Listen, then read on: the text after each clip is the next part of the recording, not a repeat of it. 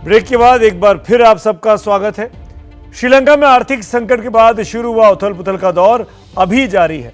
Daily mirror के मुताबिक राष्ट्रपति गोटबाया राजपक्षे ने अपना इस्तीफा स्पीकर को दे दिया है, लेकिन इसका ऐलान औपचारिक तौर पर कल किया जाएगा, जैसा कि पहले भी कहा था कि वो 13 तारीख को इस्तीफा देंगे।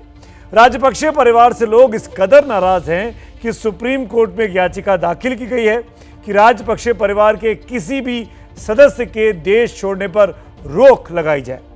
राष्ट्रपति के भाई बासिल राजपक्षे को एयरपोर्ट पर देश छोड़ने की कोशिश करते हुए लोगों ने सरेआम पकड़ लिया, रोक लिया। राजपक्षे परिवार के खिलाफ लोगों का गुस्सा इतना है कि जिसके चलते राष्ट्रपति भवन से लेकर प्रधानमंत्री आवास तक लोगों के कब्जे में है। आज की तारीख में कोलंबो में हमारे सहयोगी मेरे रिपोर्टर अंकित गुप्ता पहुंच चुके हैं। मनोज अधिकारी उनके साथ कैमरा पर्सन है। इन दोनों की ये खास रिपोर्ट देखिए जो बता रही है कि राजपक्षे परिवार का कब्जा जब से श्रीलंका से कोलंबो से हटा है, घटा है, जनता अब व्यवस्थित होती जा रही है।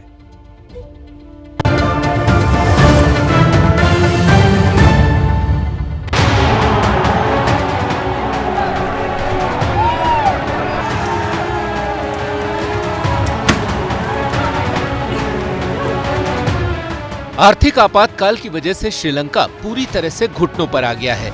जनता के गुस्से के डर से राष्ट्रपति फरार हैं, नेता महफूज ठिकानों पर जा दुबके हैं, जनता सड़कों पर उतर आई है और हर तरफ सिर्फ प्रदर्शनकारियों का कब्जा है।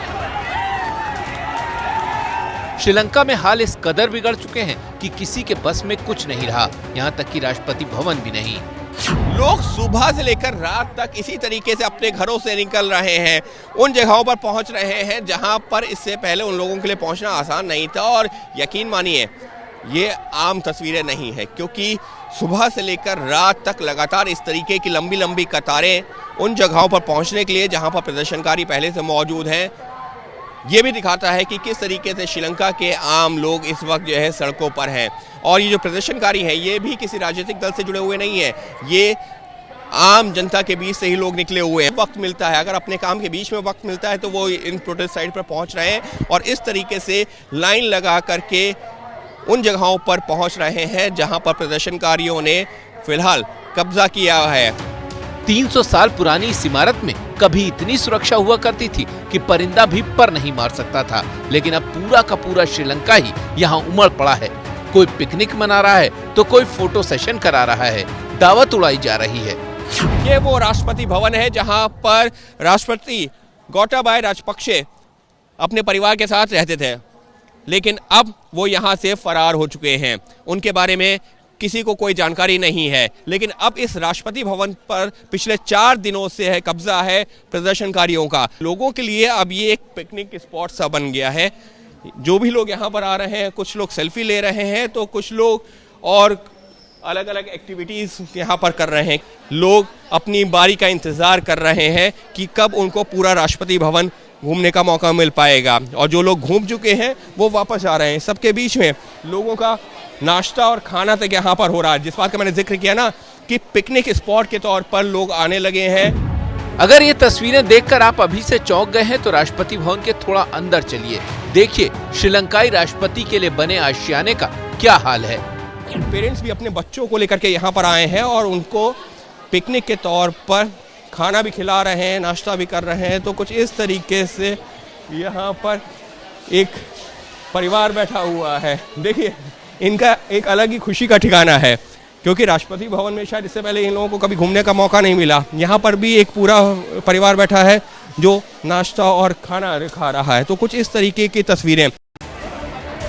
ये वही राष्ट्रपति भवन है जहां कल तक प्रदर्शनकारी जिम कर रहे थे, राष्ट्रपति के बेड पर आराम फरमा रहे थे, लेकिन अब हालात काबू में हैं।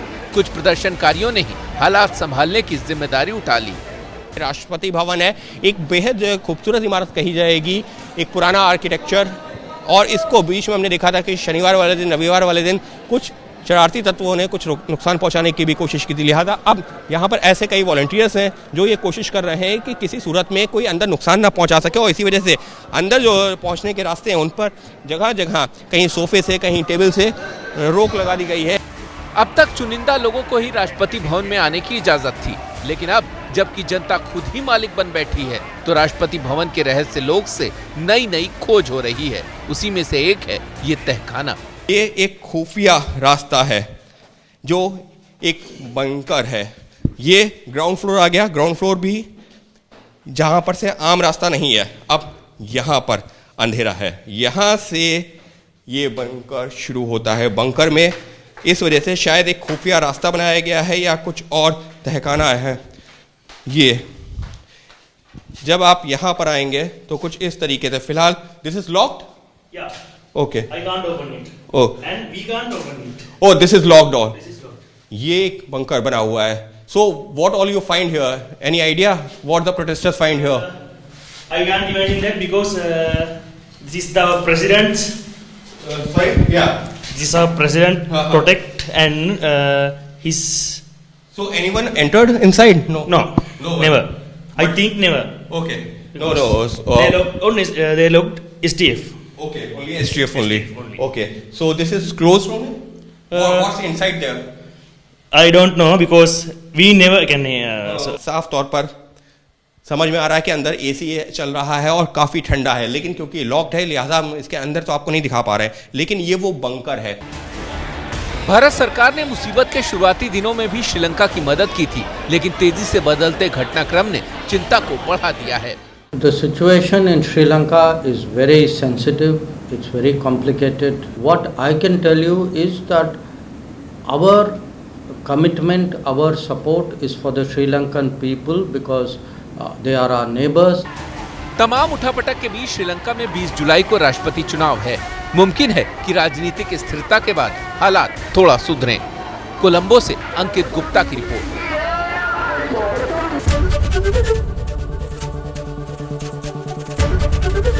एबीपी न्यूज आपको रखे आगे।